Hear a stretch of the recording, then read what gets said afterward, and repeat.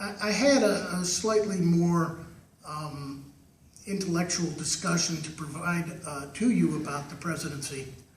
But Holly said, no, you shouldn't do that. You should tell them about Richard Nixon. So, okay, I agreed. So in the absence of any preparation or notes, there's absolutely a charming story about President Nixon, who in many ways was not a charming man. He was very bright and in some regards very able, but he also had a mean streak that has been well documented, and he was aloof and distant as a personality. But he helps us make an important point here.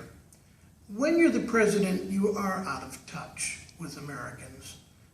You have a retinue of bodyguards. You don't go into the grocery store. You don't go in to the gas station to fill up your car. You don't wait in line at the airport. You don't wait in line for a reservation. You're the president. You're living really in a quite different world. And poor President Nixon found himself suffocating from that world. And he was in his office with his dear friend, B.B. Rebozo. And Rebozo, they were very, very dear friends. And Rebozo said to him, Mr. President, I can see that you're terribly down, and if there's anything I can do for you, just please name it. And Nixon said somewhat plaintively, I'd just like to get out of here and be a normal person for a couple of hours.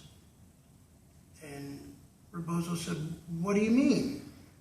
And Nixon replied, I don't want the Secret Service, I don't want the motorcade, I don't want the helicopter. I want to go out and be normal and go to McDonald's. So Rebozo said, okay, you go up to the residence and change your clothes and meet me at the east entrance of the White House. And he went out and borrowed an Oldsmobile or a Buick from one of the staff members and was sitting in the car at the east entrance when Nixon came out. And Rebozo sort of smiled. Nixon's idea of dressing down was to take off a suit and put on a sport coat and slacks, keeping the tie, of course. And Rebozo said, okay, now listen, Dick, I need you to lay down on the floor of the back seat and I'm going to cover you with blankets, which Rebozo did. And Rebozo, who was well known to all the guards at the White House, drove through the gates and waved at the guard. And the guard called out, are you coming back, Mr. Rebozo? And Rebozo said, a couple hours, I'll be back. Okay, drive carefully, the guard said.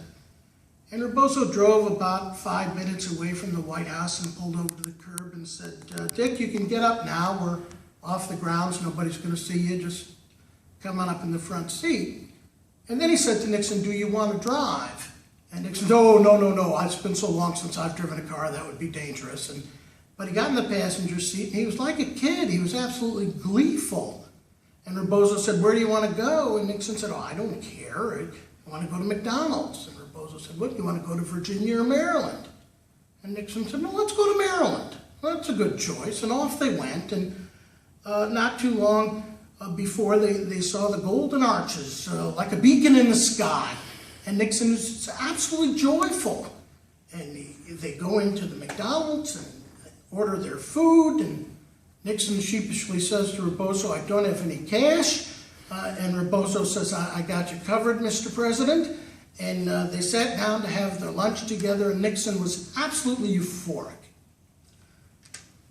As it happened, there was a woman with a small child sitting nearby and kept staring over at Nixon. And finally, she couldn't control herself anymore, and she went over and said, I'm so sorry to disturb your lunch, sir, but you must hear all the time how much you look like President Nixon. And Nixon flashed a big grin and said, oh yes, I hear that all the time. And the woman was absolutely taken aback and said, you sound just like President Nixon too.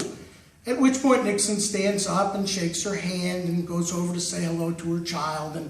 And the woman says, well, how is it that you're out here in the middle of Maryland in a McDonald's with no one around you?